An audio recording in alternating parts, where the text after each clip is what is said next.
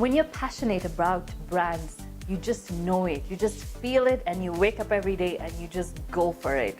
Well, Nike said it, just do it. So, welcome to Crossover with me, Harleen Jabbal, where we are connecting brands.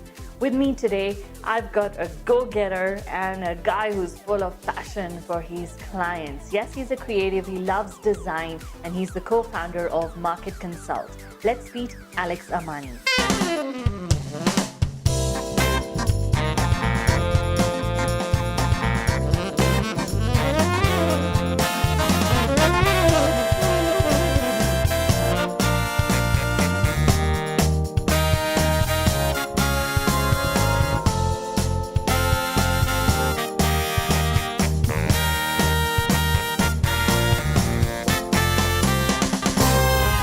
Welcome to the show, Alex. Thank you. Let's start with the basics, Alex. Yeah. What's the difference between sales and marketing? To most people, it sounds like it's the same thing, Yes. and especially for smaller companies, because They don't have the budgets, is exactly, and essentially what happens is that sales is a small, whatever do you call it? It's part of marketing. The difference is marketing is probably it's long term, while sales is short term. Marketing probably targets a larger audience, because what you're doing is that you're coming up with, okay, basically, so here's how the whole thing starts. You look at a certain need that clients might need. Yes. So you develop the product or the service. After you do that, then you brand it, then you take it out to the public via advertising, promotion, PR, all that. Then once that is done, now that's when now the sales team now will come in and they'll take that and close.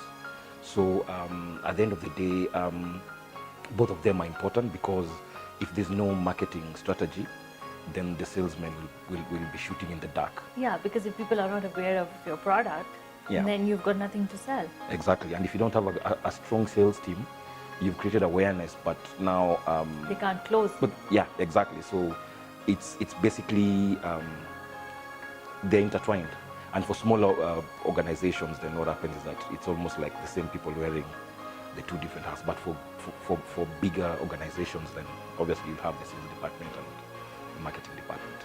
And sales and marketing is what you're doing with your company, Market Consult. What was the idea behind it? Not sales, we are doing marketing. So the idea behind it, my background is... Tell me why not sales? Because I would have thought Market Consult also sells products. So correct me there. Because what we do is that we are more focused on the Growing other branding brands. and the advertising and all that stuff. And what will happen is that now it's the in-house teams that will Okay. go and now do the closing and all that. So that's what we focus on. So why did you decide to become an entrepreneur? I think I don't take... You're not the 85%. I'm not an 85 kind of person. And I guess also a part of it had to do with just, not necessarily authority, but by freelancing, because that's my background. I started freelancing first, so it gives me it's not boring. If you work for any organization and that's where you're based, then you're always dealing with that You're one bogged thing. down in a way. Yeah. So with this other one, it's interesting because you're dealing with people from different whatever industries, and it's more fulfilling at the end of the day. So that's why I gravitated more towards that. You come across as self-motivated mostly. Yes. What keeps you going every day? Because as a freelancer, you've got to meet your own personal targets because Yes. you have bills to pay. Yes. So what wakes you up in the morning? The fear of not being able to pay the bills. No, but really, it's. I just find working with different businesses interesting. So the motivation is always there because, like I said before, it never gets dull. Yes. You're constantly on the move. You're working with these people. If it's an NGO, if it's a corporate, if it's, you know, so it's always interesting in a way.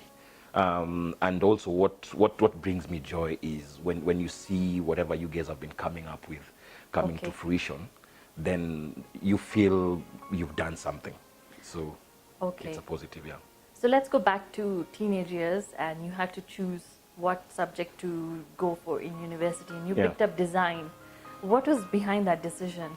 I've always been creative. Okay. I used to love the arts. You know, I had a comic strip which obviously never got published and stuff. I was an artist. I actually wanted to be an architect. Okay. There's a time I was thinking about fashion and things like that. So by the time I got to campus, I was called to do design. Then, from there, everything else just fell in place. So is it helpful with your current work right now? Are you putting design in your everyday work? Yes, it is, because now that's the difference between how I approach things and how other people approach them. Okay. You'll find someone who's purely focused on the marketing side of it. But being a creative, then what happens is that there's the element, the branding, advertising, and all these things. So my partner, she's more of the marketer, chartered marketer with a master's in marketing and stuff like that. And you're doing the technical stuff. And for me, I'm doing the technical, the creative, and So far, who has been your best client and why? I have had a couple, but I could pick one. They're called a Korean Mugi Camp. It's an eco-lodge based in Laikipia. Okay. I've worked with them for a long time now. Probably, I don't know, maybe like about 6 years. Wow. Yeah, they've been my clients, and I started by doing the web or say online strategy. Their branding, then now we got into the whole social media stuff, and we have a very interesting working arrangement, because what they did was they just entrusted me with their brand, and I actually just handle the whole thing myself. So it's more fun as compared to working with certain organizations where you're limited in terms of what you can do, and you have to keep constantly running it by them. But for a Korean, what they've done is that they've given me the freedom to do what I need. So I enjoy it the most. After all, you're a creative. Yeah, exactly. So you've mentioned social media. Yeah. Why is digital marketing important for a client? First and foremost, I really hate when people talk about digital marketing. Okay. Because now it's marketing. Because I mean, if you look at where we are now as a people, everything that we are doing is technology based. Yeah. Right. So I understand when people say digital marketing, but anyway, it's important because again, the how people are accessing information now. Everybody's on the go. People have devices and all these things, and it's important for people to just implement it, because there was a time it used to be taken as it was like a waste of time. Yeah. It was something that was playful. In fact, most organizations blocked people from visiting those pages and things like that. But now with time, they've started realizing, okay, the whole social media thing, it's the new. Yeah, it's not a fame contest. Exactly. Yeah. And what happens is that there was a time it was broadcast. By broadcast, I mean organizations used to just put information out there for you to absorb. But now, most content is coming from many to many, not one to many, right? And it's more trusted when if you create the platform, you curate your pages, but you're getting involvement from everyone. So I think by now social media is probably the most important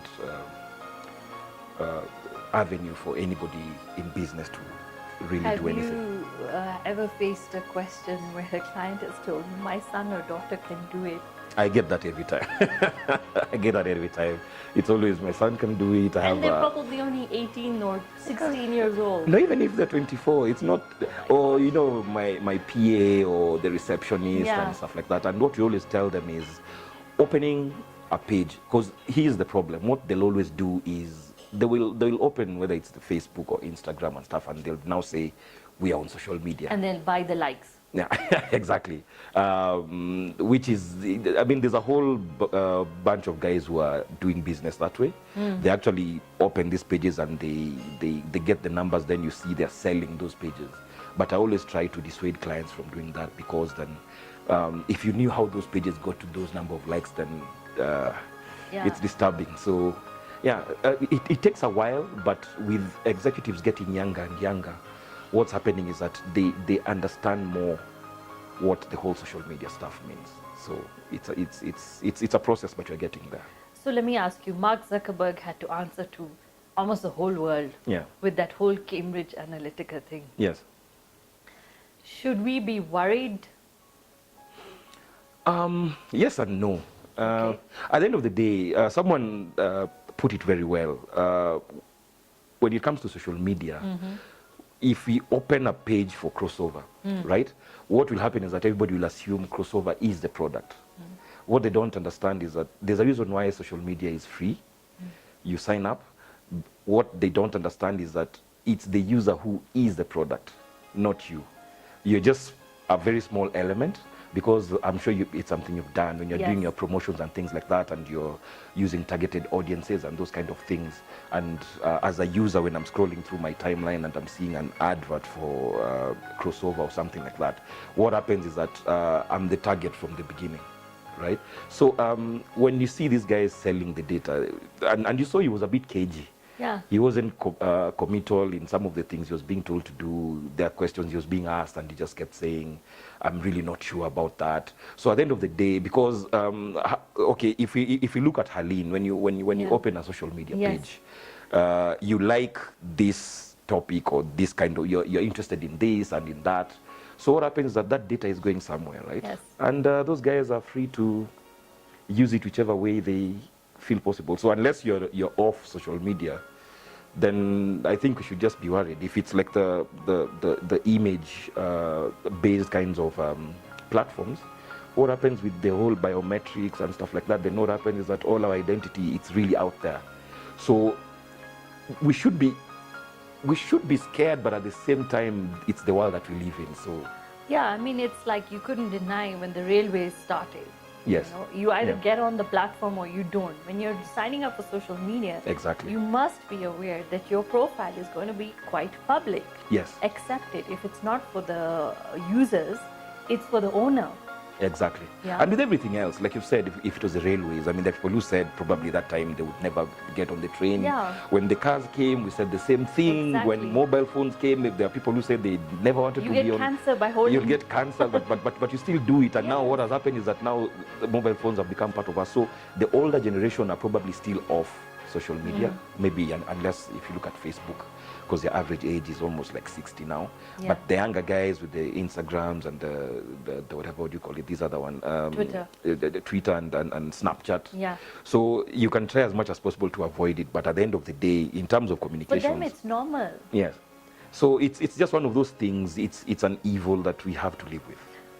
Yeah, and there's no running away from it. I'm surprised they didn't call Google guys first before they took Mark to court. Yeah, actually, but I think for social media, it's worse than Google, because what happens is that I mean, with social media, then we know really everything about you, who your friends are, where you like hanging out, all that stuff. With your Google, what will happen? Exactly. But see, with Google, what happens is that it just tracks these other things. Yeah. So at the end of the day, it's just one of those things that we have to live with. So coming to Kenya, which brand do you think is currently using their full potential as far as marketing, awareness, hype, and they're also delivering all the way down to the customer? Okay, I can answer that in two different ways. They're the ones that are really focused on their product and they're doing well. For that, I could say I like Telkom. Okay. I like Uber Kenya, the way they're doing their stuff. The branding is really cool. If you look at the Telkom, I mean, their messaging. I like the T-Cash sign. Exactly. So and cool. Actually, that's what I was just about to talk about. There's a way, if you look at their graphics and their branding, it's very consistent. The yellow you know, with the Yeah, it's 45-degree nice. kind of, yeah, so it's really good, and it's really straight to the point. Then now on the opposite end of it, there's KCB. What I like about KCB is they latch on whatever is trending at that particular time. Like if you remember, there was a time some lions had gotten out of the Yes. park, Yes. and they did some really cool stuff. It's almost like a meme. So they pick that, and it's humorous, and the KCB brand is still behind them.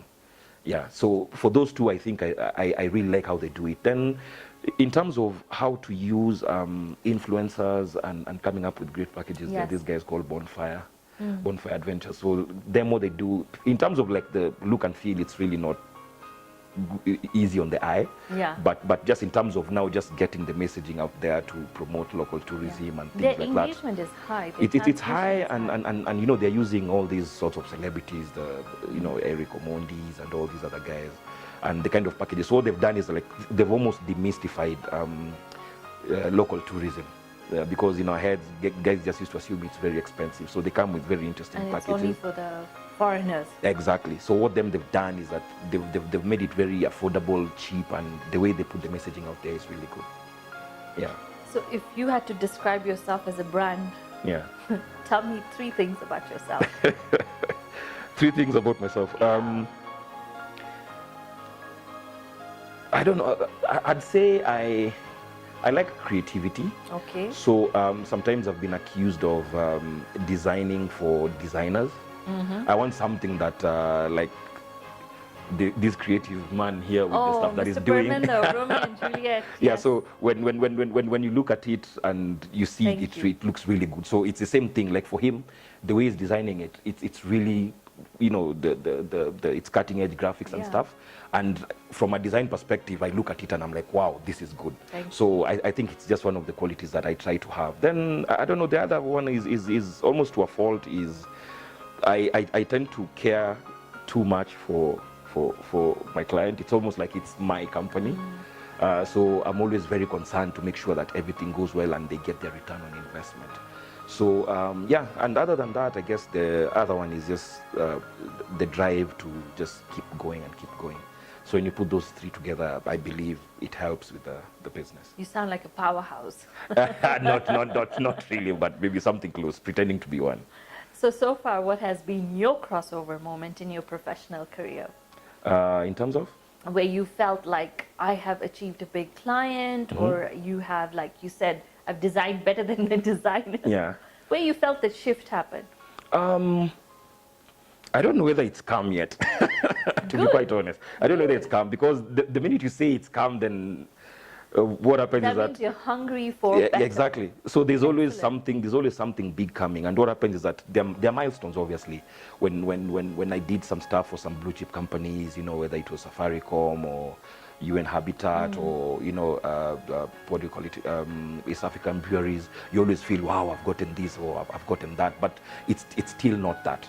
So you just keep pushing, and there's always that thin line in between, because the challenges of working or doing something for a blue chip company, you're constrained, obviously, because of their systems.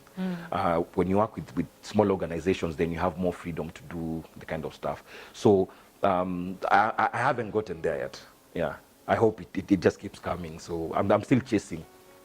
Yeah. Well, Alex, I'm so inspired by that, because Yeah. I feel like when you're hungry about something, you keep on doing your best. Yes. Thank you so much for coming on the show. Wish you all the best. Okay, thank you very much. I'm going to look out for what Alex will be up to next, and I hope you do too. Thank you for watching this episode. Catch many, many more. Subscribe to our YouTube channel today. Follow us on our Twitter, Facebook, and Instagram pages. This is Crossover with me, Harleen Jabbal, and we are about connecting brands.